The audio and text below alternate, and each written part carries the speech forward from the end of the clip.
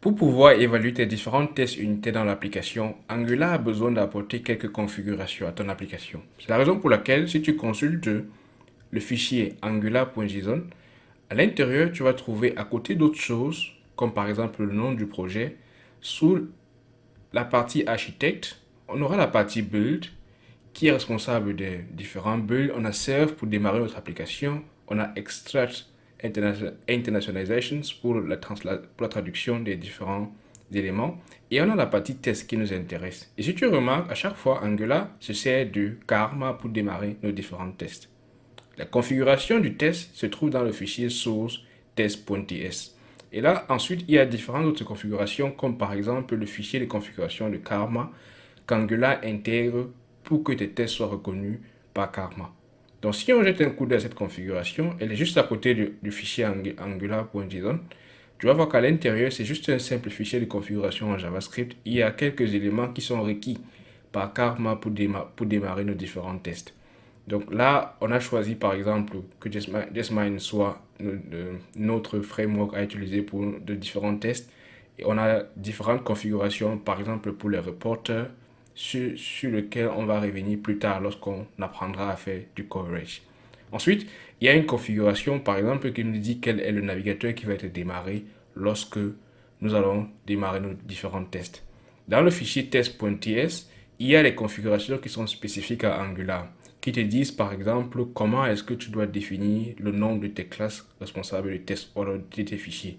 Dans ce cas, nous avons simplement l'extension .spec.ts. Ça veut dire qu'à chaque fois, si tu souhaites qu'Angular reconnaisse un fichier de test que tu as déclaré ou que tu as défini, alors il faudra que ce fichier-là ait pour extension .spec.ts.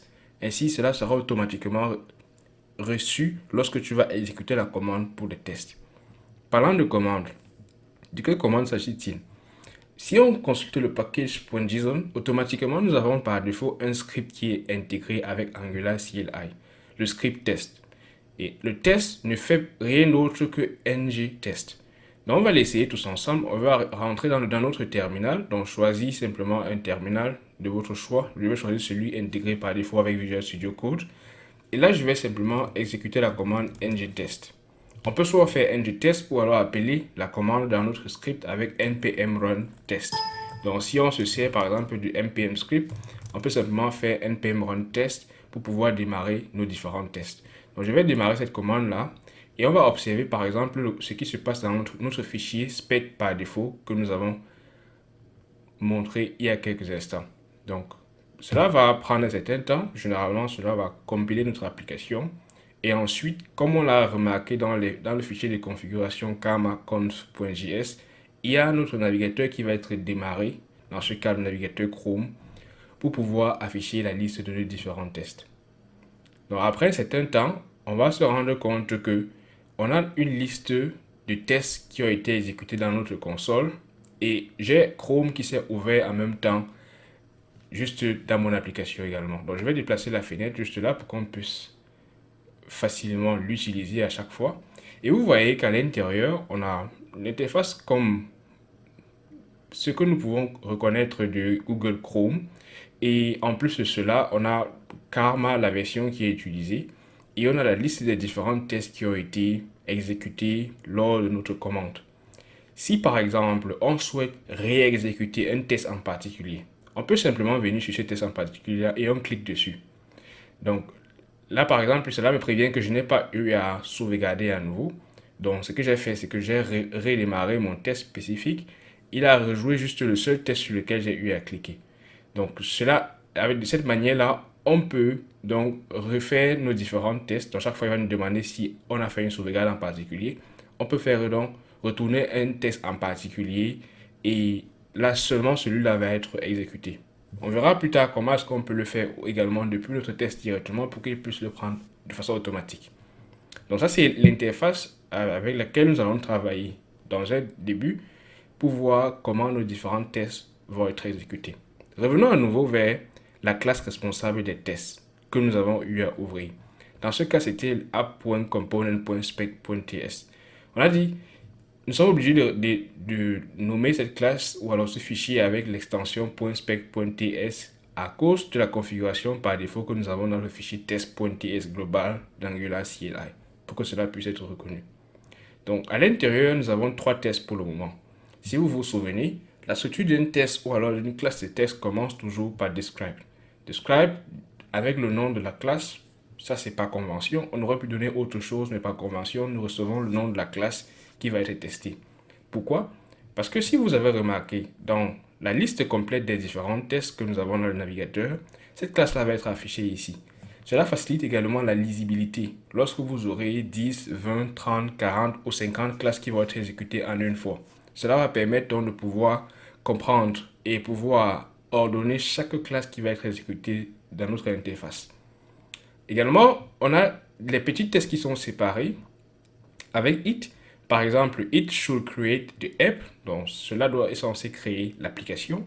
Et on voit que grâce à ces différentes petites sections, on peut séparément inclure chaque petit bout de code, chaque petit bout de test.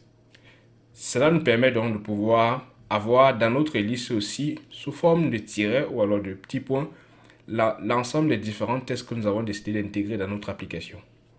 Autre chose que je vais te faire remarquer, c'est qu'on a un before each. Et on utilise également ici les fonctions fléchées.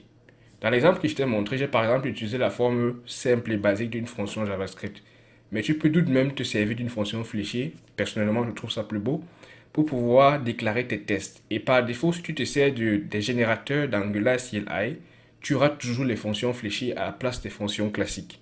Donc, dans ce cas, si tu as par exemple une fonction fléchée et tu as une fonction classique tout normal, tu as un bloc before each différent du bloc it et describe que nous avons montré. Before each signifie simplement que avant chaque élément, avant chaque spécification it qui va être exécutée, il y a cette partie du code qui va être affichée, qui va être exécutée du moins. Si par exemple, je viens dans ce bloc before each, on ignore pour un instant ce qui est écrit à l'intérieur et je mets par exemple console.log. Naturellement, je m'attends à ce que cela soit affiché dans la console de mes tests. Donc là, je mets console.log, je sauvegarde. Ça veut dire que avant chaque hit, nous avons dans ce cas 3 hits. Je dois avoir un console log dans mon terminal ou alors dans ma console. Si je vérifie ma console dans le navigateur, je vais me rendre compte que pour le moment, je n'ai pas eu accès à cela. Mais en exécutant l'ensemble de mes tests, j'accepte de pouvoir. Vous voyez que j'ai 3 fois en fait hello qui est affiché. Donc 3 fois parce que dans ce cas, j'ai 3 fois un hit ici. Si je rajoute dans mes tests un prochain hit qui n'a pas, donc pour le moment n'a rien, je vais mettre simplement should, vous allez voir qu'automatiquement Angular va redémarrer mes tests sans que je n'ai à aller manuellement dans mon navigateur et l'effectuer. Donc je vais actualiser automatiquement et là j'ai un should qui est 4e dans la liste et automatiquement on dit ici spec has no expectation should. Et vous voyez que hello a été appelé simplement 4 fois. Donc 3 fois ici, plus une 4e fois, en m'indiquant que cet élément n'a aucune expectation, donc n'a aucun élément de test à l'intérieur.